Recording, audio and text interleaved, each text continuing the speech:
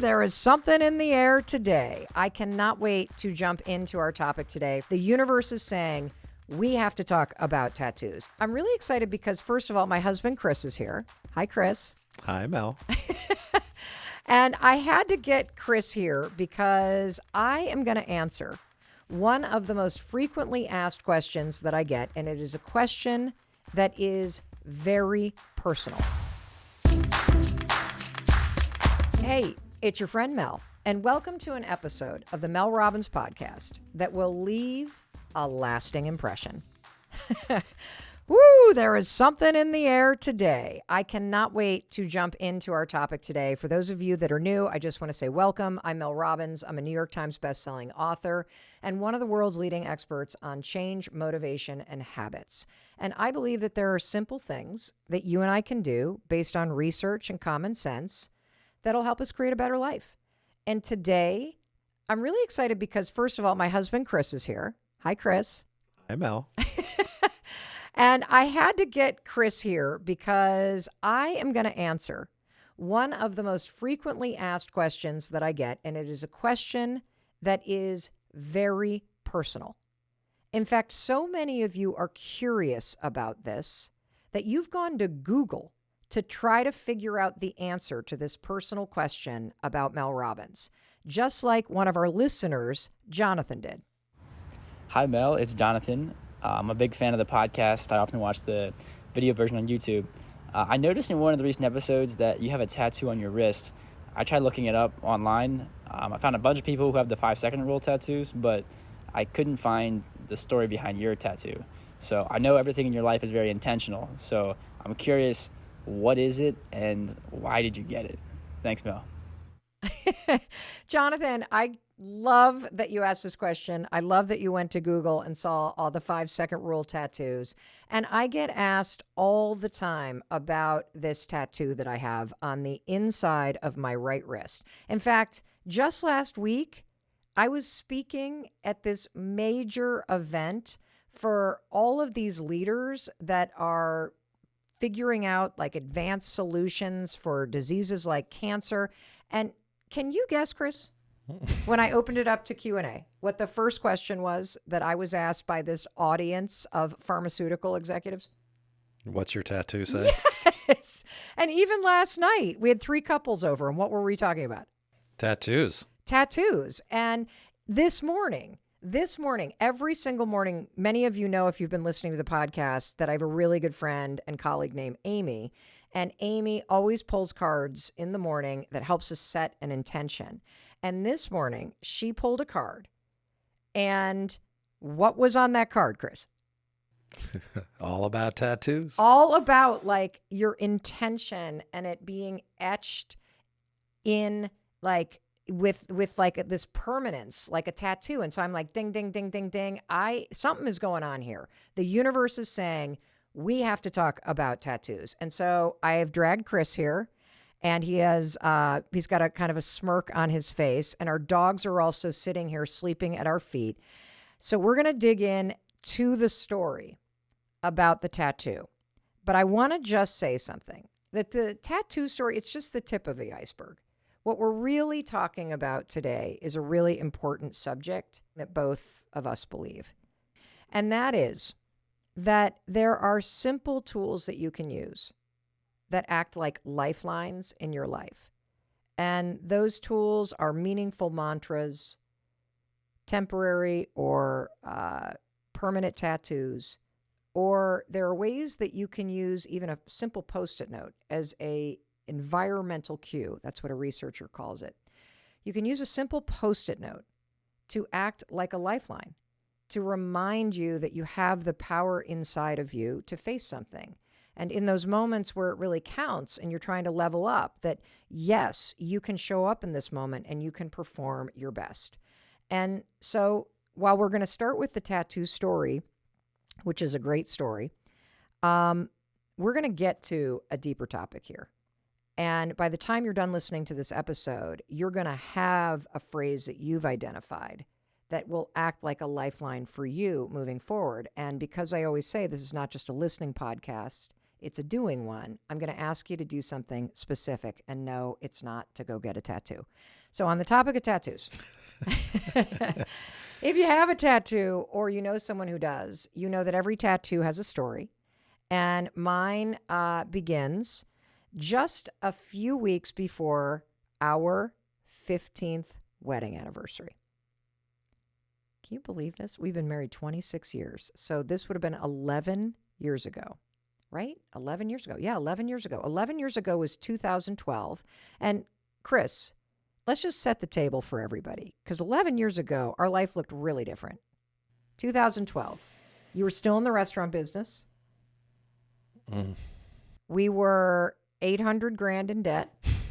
We were struggling with drinking issues, and we were trying to make the ends meet. And we thought a tattoo was going to save us. Hey, we thought it would distract us. We decided that on It was our anniversary. It was our anniversary. And so we decided that it would be cool if we got tattoos on the date of our 15th wedding anniversary.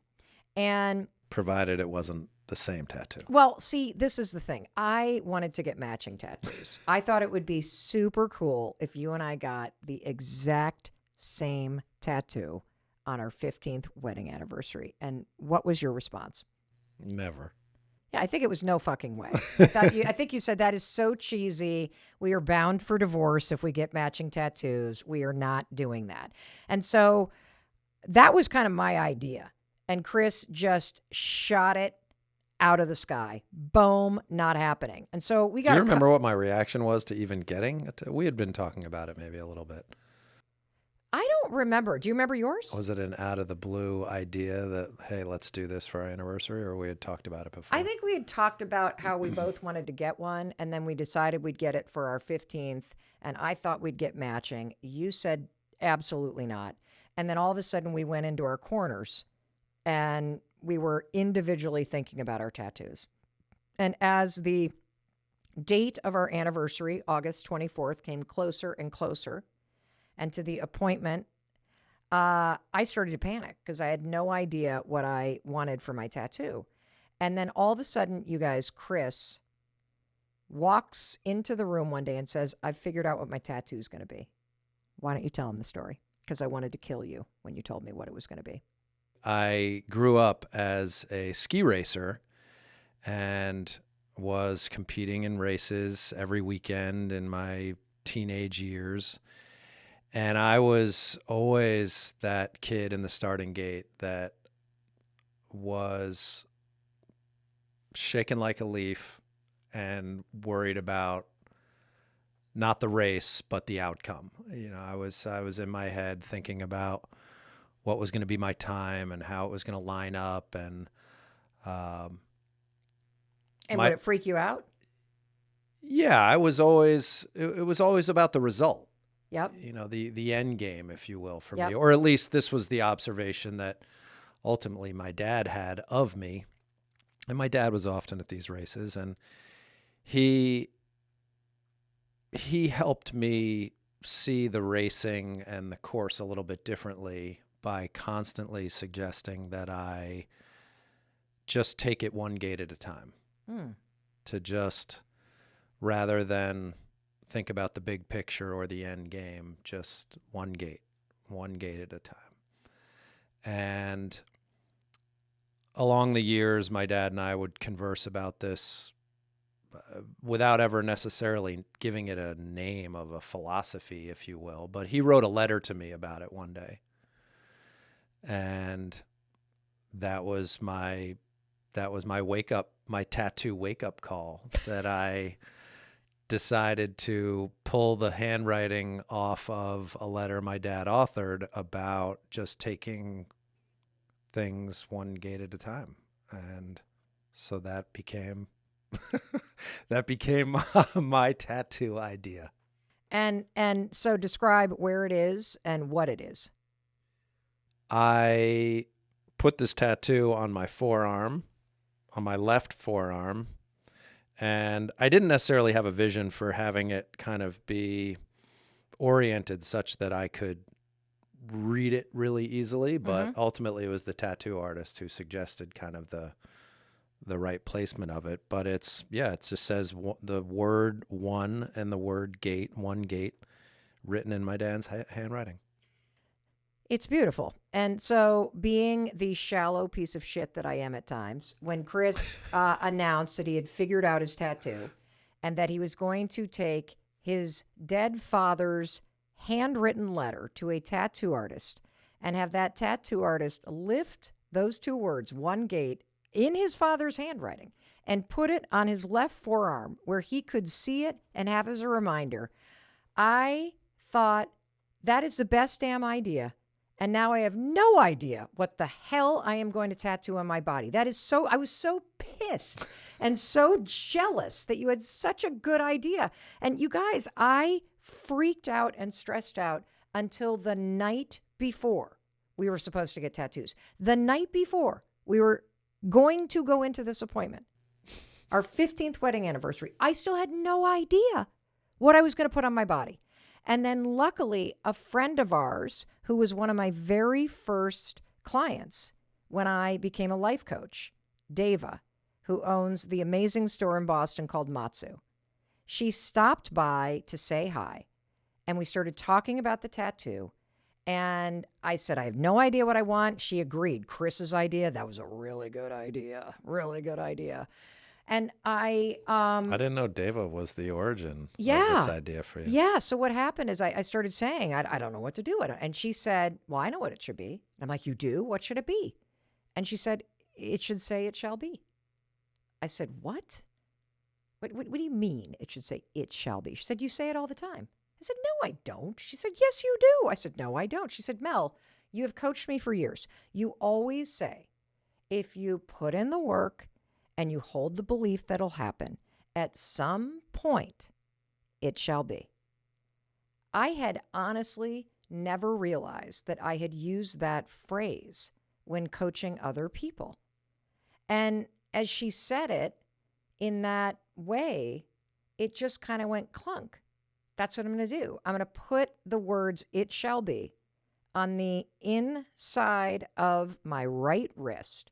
And it'll be both a reminder to me that if I do the work, if I have faith, if I keep my head down, and if I give up my timeline, it shall be. It'll all work out. It'll be fine. And so that was that. Now, meanwhile, there's another twist to this story. Because do you remember what happened on our actual 15th wedding anniversary? Do I ever? That's the funniest part of the whole story. Okay, well, tell everybody. Well, just that Mel, you were in radio at the time. Yeah, right? It was when I was a radio host. So you guys, Chris was still in the restaurant business. So we were struggling financially. She was doing some show in Boston, and it wasn't the tattoo artist. You had some show talking about tattoos, Correct. right? Correct. Throwback. And all these people called in. And they suggested like the best tattoo parlor in town. Correct. If you're going to get a tattoo, you have to go to this guy. Yes. And you, of course, took it upon yourself to book us the appointment, which was at that point had to have been 6 months out. Yes, and they had a huge wait list. So you couldn't even get in until like 4 months out. We booked this thing 6 months out, you guys. So you put down this big-ass deposit. For our anniversary. We have a babysitter. We're going into Boston. We got our appointment. We're about to pull on the Mass Pike. And what happens? We're pulling out of the driveway, and you're like, well, where we go? Let's get the address of this place. And then you said, well, let me just call him just to make sure, let him know we're coming. And you call him, and sure enough, the guy says, oh, no, we got you on the books for next week. And I start pleading with him. Oh, no, you can't. We made this 6 months. No. It's next week. It's a week from today. But that's not our anniversary. I never would have screwed this up. This must be a mistake. Can you just fit us in now? No. And we were going away. We couldn't even make the following week but happen also anyway. the thing was it was supposed to be on the anniversary. Right. So now here we are with a babysitter. We have our tattoos. You've got your letter. I've got my phrase. We have no appointment. I start calling tattoo parlors because we decide, let's just head into Boston. And I'm like, how hard could this be? Do you know the first 5 or 6 tattoo parlors that I called were booked? Like no openings. I didn't know you couldn't just walk into a tattoo parlor. Who the hell is getting all these tattoos? So I finally call the 6th or 7th place. And it was a place that was right around the corner from this apartment that we used to live in Cambridge, Massachusetts, when we first moved to Boston before we had kids for you to go to graduate school. And the guy answers the phone and he says, sure, come on in. And then he says, what's the name?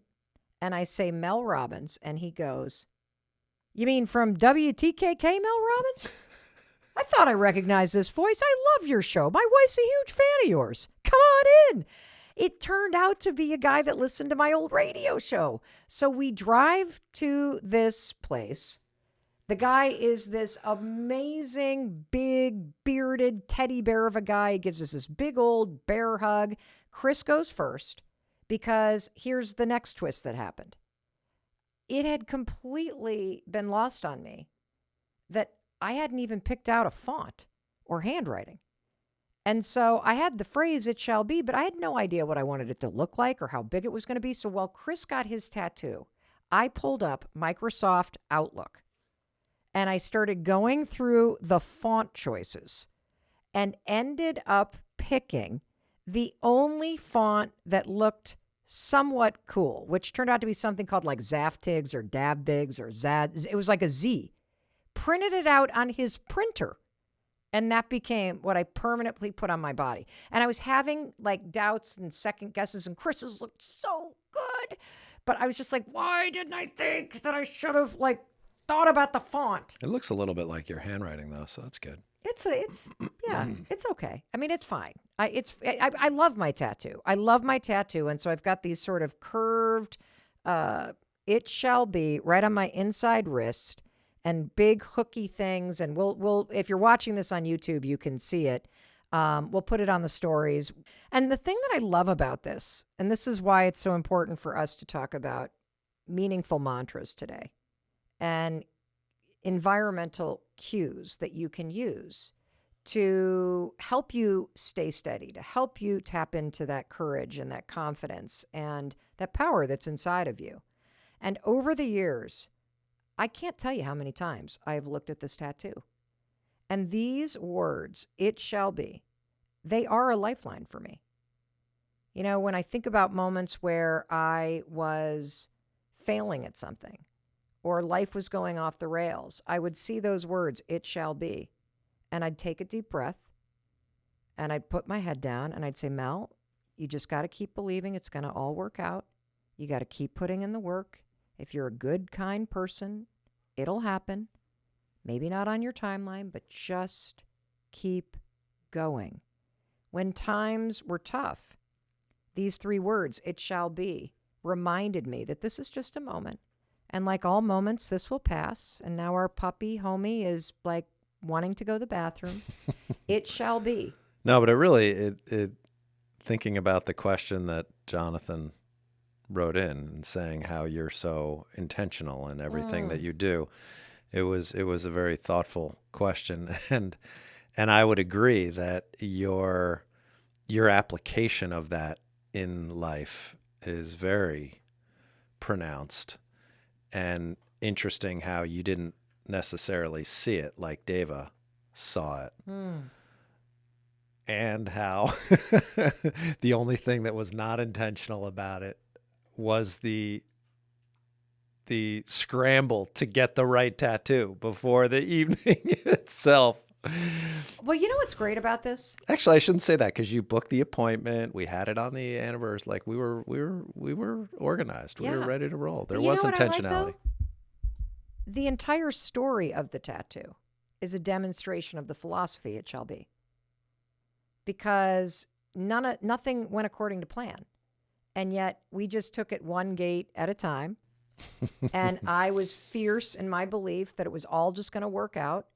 What are the odds that the appointment is on the wrong date, or that the first 5 places I call are not available for appointments, but the one that is happens to be a guy that listened to my little local Saturday radio show and recognized my name and voice. Like, it's just a little bit of optimism that acts like a lifeline for me. And it reminds me that it's going to work out, that I have the power within me to face things. That's how I've been using this phrase, "it shall be," over the last 11 years, because these have not been the easiest 11 years of our life. I would argue some of the hardest. The hardest, for sure. I mean, when I think about the state that you were in when you left the restaurant business just 2 years after I got this tattoo, and you just checked out of life. You're like, I'm getting sober. I have to heal. I have to take care of myself. And for 2 years, you were just comatose. And I'm like in survival mode. And I would look at this, my tattoo, "it shall be," and it gave me faith that if I just kept working hard, we'd figure it out. That we'd figure out how to pay the bills, that I would figure out how to build this business, that you would figure out how to heal and find your way back to yourself and to me. And even things like moving up here to southern Vermont and how hard that was. And feeling like I've just turned my whole life upside down. And yet there was this deeper knowing that drove our decision to move and to change our life profoundly, from living outside of Boston to being in this tiny rural town. And on those days that I just felt so lost, I would look at my wrist and go, "it shall be. It's going to work out. Like, I can do this." And even with the podcast, everybody was like, "You know how crowded that is. You know how there's 5 million podcasts." I was like, you know what? I'm playing the long game. It shall be. I'm going to put in the work. I'm going to go for it. And I even feel that like when our kids are struggling, like it helps me, this phrase, "it shall be," to put almost like a beacon out in the future. It's a reminder that at some point, the road ahead is easier and great things happen. And it gives me faith to keep going. I think the location of that tattoo is also properly aligned with you and your own just being reminded of that, right? Because if you had that tattoo on the back of your shoulder, I'd never see it. Where you weren't seeing it all day, every day, you had always wanted to put it right. Something, whatever it was, you were thinking. Well, why get a tattoo and hide it? Right. You know, how has one gate as a phrase, a meaningful mantra, a lifeline for you, a philosophy, how has that helped you on your journey in the last 11 years? I mean, I would say just even right this minute, as I'm putting together this online program for Soul Degree. And what is Soul Degree for people who don't know? Soul Degree is a men's retreat that I've hosted for the last 6 years, often taking place in the wilderness, away from it all. And this year I'm trying to spark the conversation online and bring people into So you're doing an online program? A digital, yeah. Chris is scared about this. This is why he's right.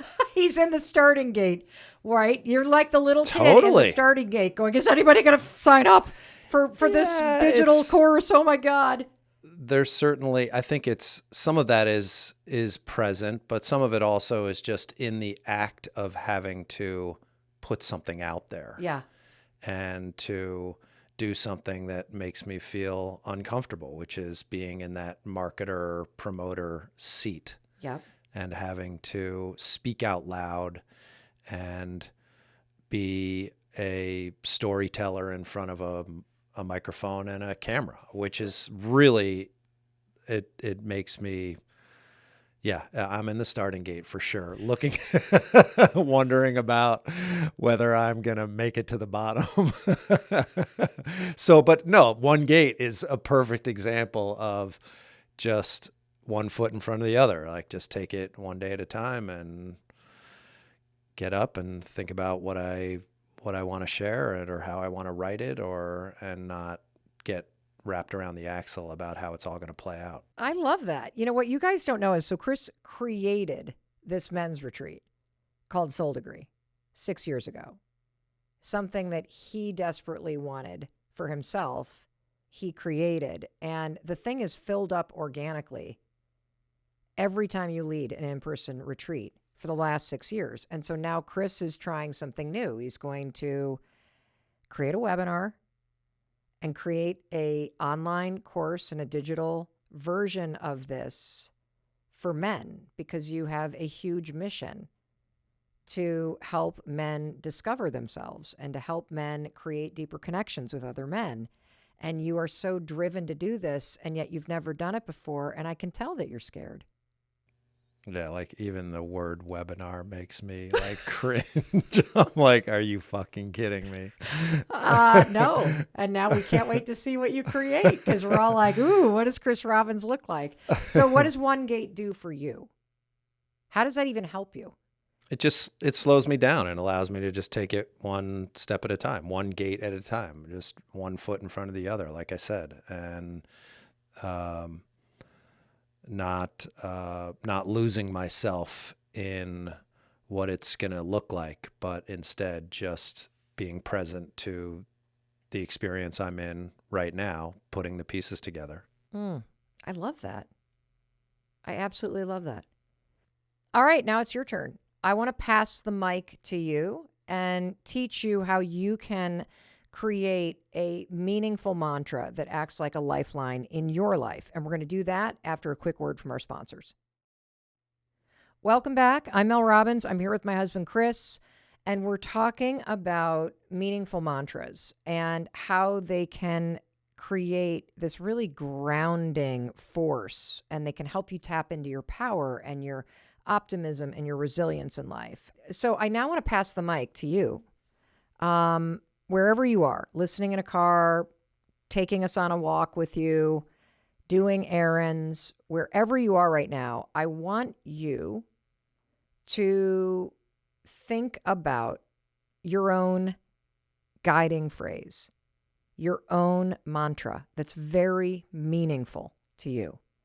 And I want you to stop and ask yourself, today, at this point in my life, what is a mantra that I'd really love to live by? Something that could act like a lifeline, some form of reassurance, something that maybe you wish somebody else would say to you. You know, it's interesting that we're having this conversation because Kendall, who is our middle child, who's 22, she's about to graduate from college. She's been talking about getting a tattoo when she graduates, but she doesn't know what it might be. And she's been thinking in the form of symbols. But for the purpose of this conversation, I really want you listening to us as I pass the mic over to you to be thinking about a phrase, whether it's a phrase like Chris's One Gate that maybe one of your parents would say to you, or it's a phrase like "it shall be" that a friend of mine reminded me that I say all the time to her when I'm trying to get her to push through her fears and to believe in herself. And here's the interesting thing, as you start to formulate in your own mind, what could that phrase or that word be for you? And I find this to be really interesting. See, mantras cut both ways, because there are good mantras and bad mantras. There are mantras that work and mantras that don't. Mantras are powerful, but they don't work unless you believe what the mantra or the phrase says.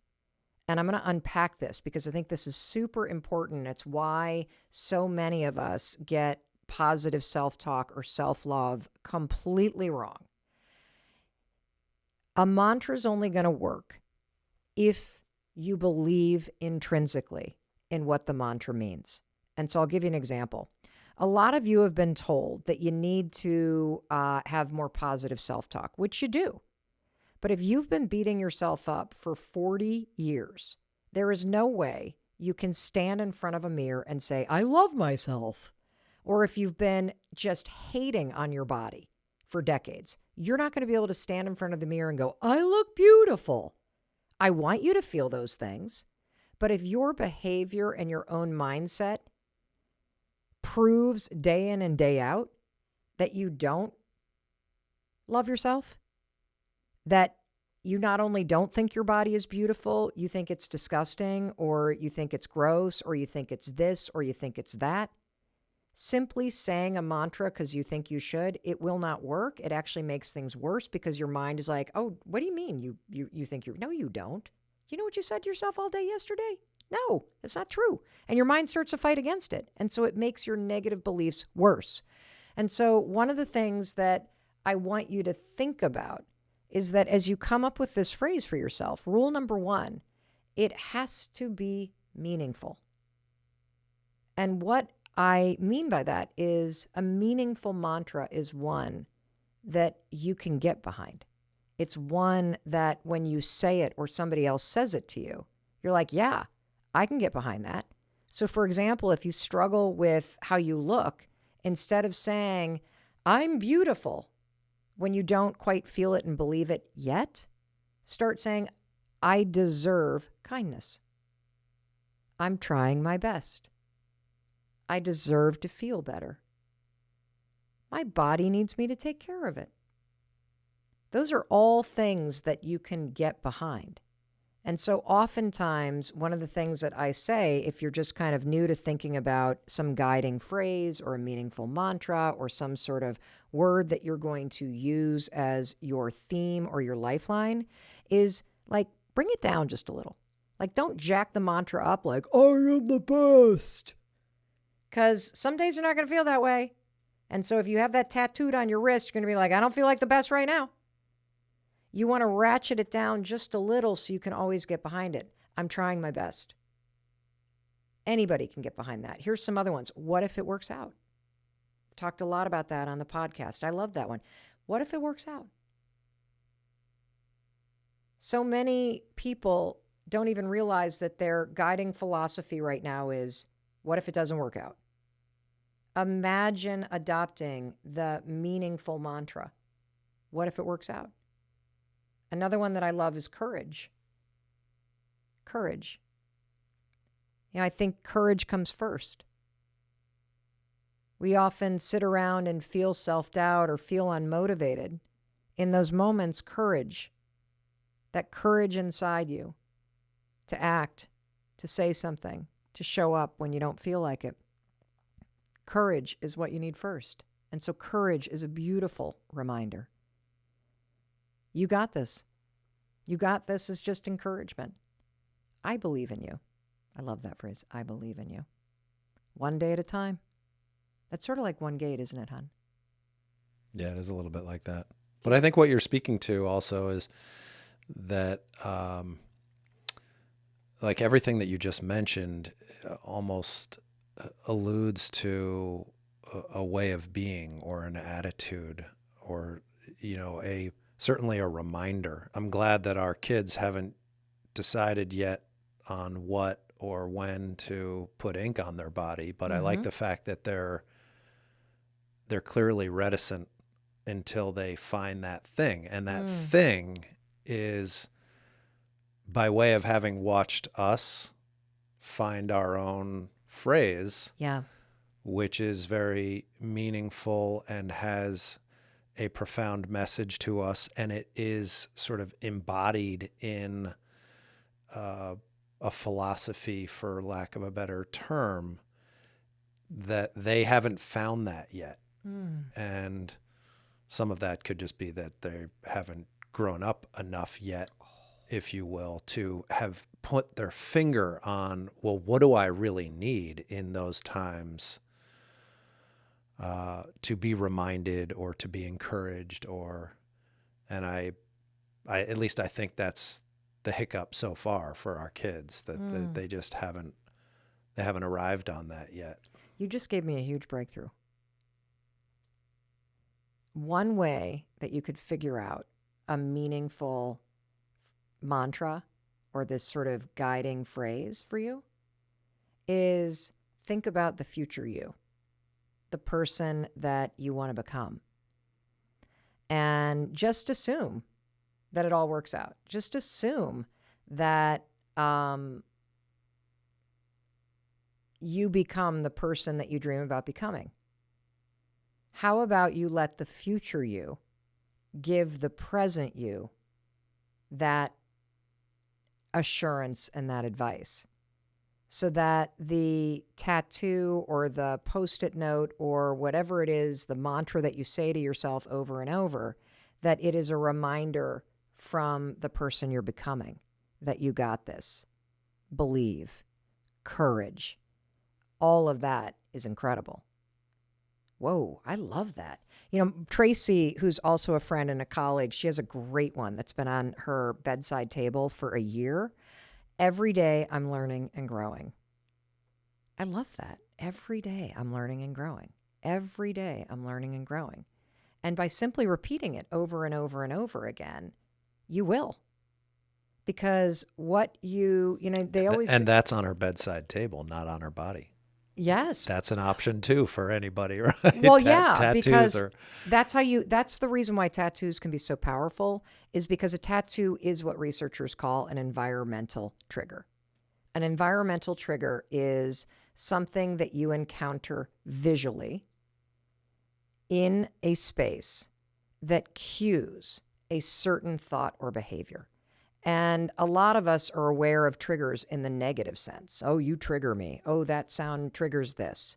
But you can use environmental triggers in a very positive and profound way. And I talk about environmental triggers extensively in the episode that we did called 5 Essential Hacks to Make New Habits Stick. And I love environmental triggers. And so for sure, this tattoo and your tattoo, that is a visual reminder that triggers a certain positive way of thinking. But you can use a Post-it note. In fact, this is the assignment, everybody. I want you to come up with a phrase, and you can borrow one that you've heard us say today and try it on for size, because it's sort of like you got to see if it fits. And how do you know if the phrase fits? You're not resisting it. You're not arguing against it. You're not saying the phrase, I'm beautiful. Yeah, but. No, you got to come up with something that feels right. It's sort of like Goldilocks and the Three Bears, right? One's too little, one's too big, one feels just right. That's how you try this on. Then I want you to take a Sharpie, a permanent pen, and write it on a Post-it note. And stick that sucker on your mirror or on your laptop, somewhere in your physical space that you're going to bump into it. Your bedside table, the way that Tracy does. Heck, if you're thinking about a tattoo, before you get a tattoo, make the tattoo in a Sharpie on your arm. And, I got to say, I don't want to hear any of you saying, Mel, I got a tattoo because of you. Like, you get a tattoo because you want a tattoo. Do not have me pressure you to get a tattoo. And I so believe in this. Don't you believe in this? Absolutely. Yeah. I mean, the environmental trigger piece just makes such a difference. Yeah. You have an interesting environmental trigger on your bulletin board. It's a photo of you. Why are you giggling? I knew somehow you were going to raise this topic again. Why? Guys, he is the cutest photo that our friend Jenny Maloney took. And it's a black and white photo of Chris. And he's looking off to the side and he's sort of smiling. And he posted it. He pinned it to his bulletin board. And he wrote in a Sharpie, you, with an arrow pointing at himself. And it sits right on his bulletin board at his desk. And I can see you tearing up. What does that photo mean? What does it trigger you to think?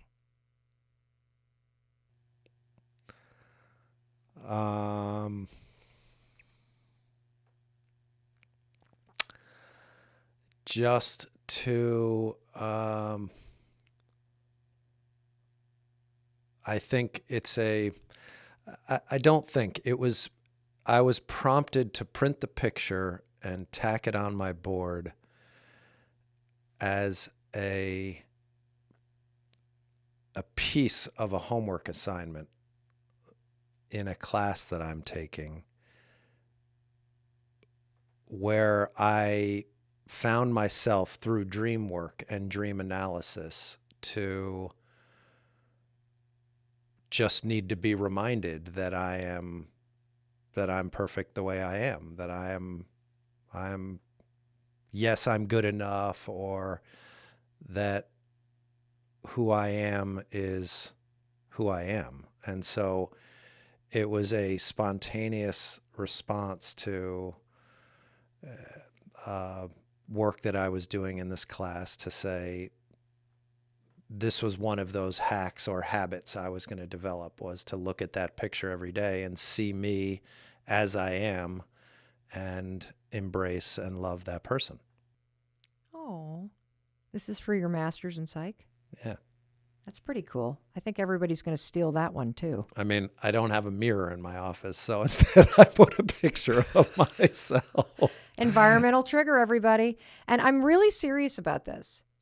Positive triggers in the environment, triggering positive thinking patterns and positive physical change. And I want to keep inspiring you. So I'm going to share a couple things that some of our listeners have shared with me on social media. And the first one is from Denise. Hi, Mel. It's Denise from Phoenix, Arizona. The meaning of my tattoo, which says, "Love yourself first," is a reminder that self-love is not selfish. It is necessary. As a single mother who was used to always putting others' needs before her own, I have learned that in order to be present for them, I first need to be present for me. Show up for me. And loving yourself is a perfect example of how we could all do that. It was an inspiration by my brother and my aunt, who were always constantly reminding me and always telling me, you have to love yourself first. Love yourself first. That's a great one. That's a great one. That doesn't hit for me, though. I mean, it's great for Denise, might be great for you, but this is why it's important to try it on. Love yourself first. When I think about it on my wrist, that doesn't give me the tingles. Well, I think what you had said earlier was really cool about just that this is, that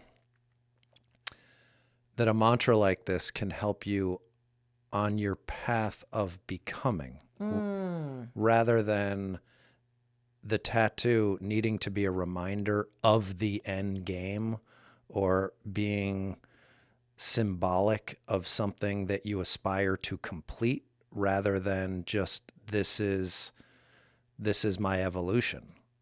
I love that. That sort of shifted how I feel about love yourself first for me. Because you're right, it is part of the becoming. Awesome. And it doesn't have to be a tattoo, you guys. Again, this is not an episode about tattoos. This is an episode about using research to create a lifeline to your power and to optimism and to resilience and belief in self. And I love this example from another listener named Monica. Hi Mel, it's Monica from Italy. I don't have tattoos, but I think the best sentence for me right now would be the little things. It helps me keep going when I think that my goal is too big for me, too far away, and that I'm just wasting time. And it also reminds me to enjoy the small, beautiful things of my life. Bye. Ooh, that's a good one too. Yeah, I love that. I love that. That reminds me of the thing that Oakley said at the end of the episode that we did just recently about anxiety, where he refers to your ordinary, extraordinary life. And that phrase, I could see him getting that tattooed on him at some point, because he is so much a guy that focuses on finding the extraordinary in the ordinary, the little things, if you will. Wow. Love yourself first. The little things, one gate, it shall be. Yeah, the little things it's got a calming tone to it a little bit. Mm-hmm.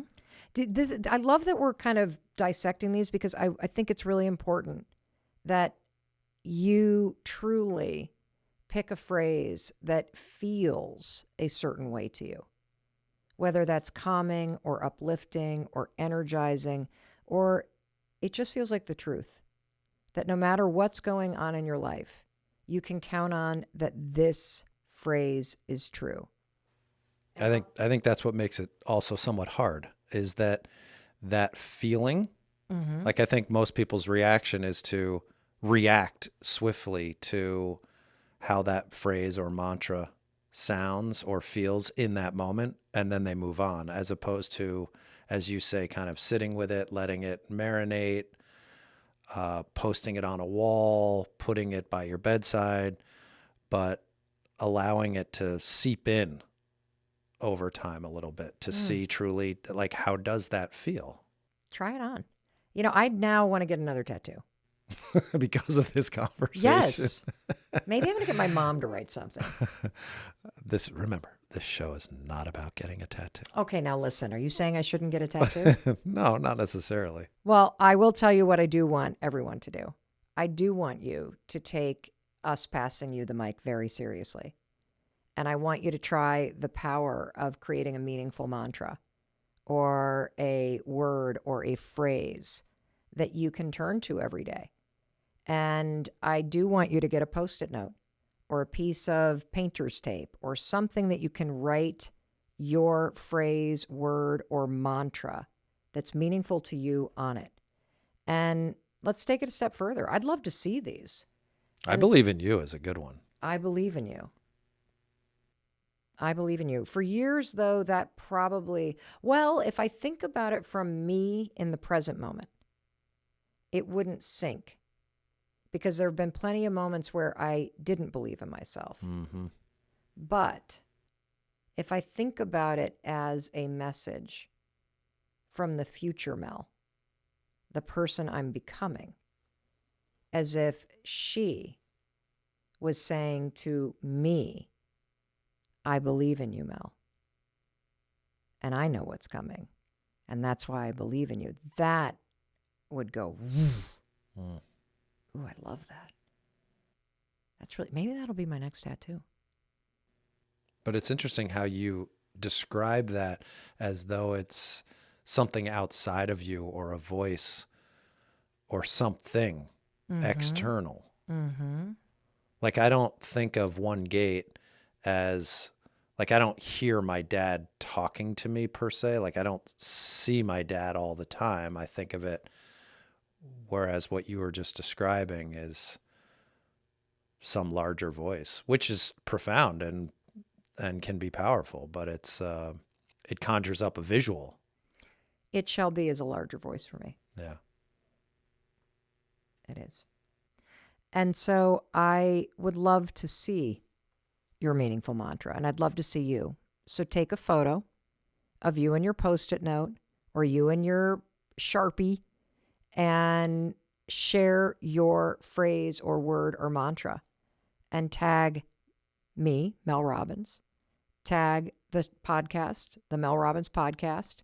You might even be featured on our social media channels, but mostly I just want to see you and give you a virtual hug and a high five. And I want to get inspired by you. Speaking of meaningful mantras that you say to yourself, there's something I want to be sure to say to you. In case nobody else tells you this today, I wanted to tell you that I love you. I love you too. And I believe in you. I believe in you. And I believe in your ability to create a life that you love, one gate at a time. And if you do, it shall be. Oh, let's go get tattoos. Oh, one more thing. It's the legal language. This podcast is presented solely for educational and entertainment purposes.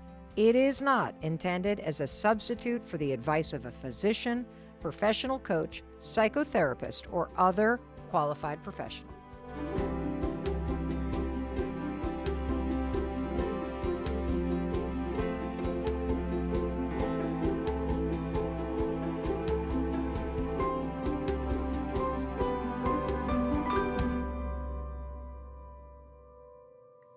it's Mel. Thank you so much for being here. If you enjoyed that video, by God, please subscribe because I don't want you to miss a thing.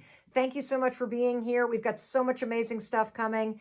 Thank you so much for sending this stuff to your friends and your family. I love you. We create these videos for you. So make sure you subscribe. Mwah.